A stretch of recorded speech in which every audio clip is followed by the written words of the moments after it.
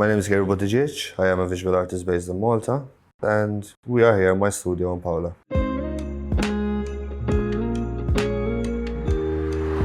When you're outside, you would never imagine that the studio you might find this element of serenity and almost this meditating space.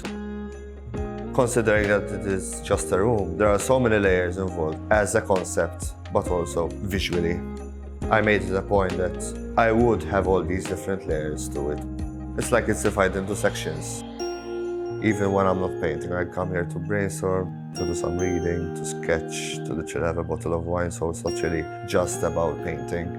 But having the privilege to come here and expressing it full time and stay till 4 in the morning whilst everyone is asleep, I know that I'm here working on a painting. It may sound romantic, but there isn't really a structure when it comes to producing the work.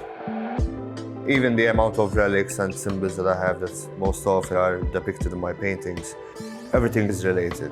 Be it the music that I tend to play while I'm painting, the way the space is set, the books and the literature that you would find in my studio.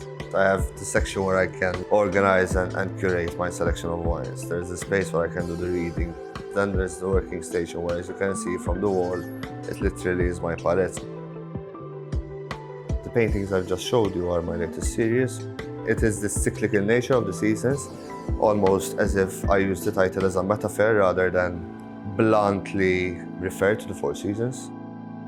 It involves a lot of research when it comes to imagery, history, and how society developed throughout the ages.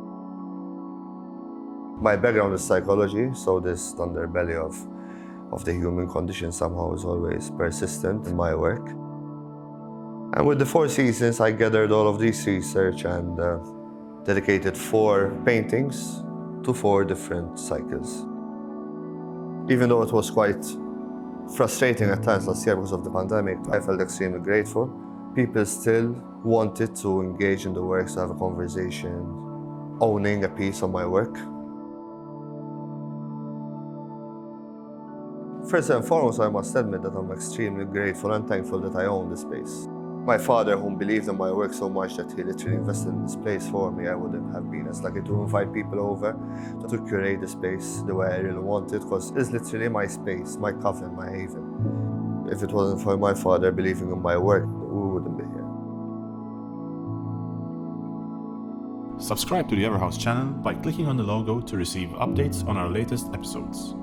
If you have a project we could feature, get in touch with us at everhouse.co.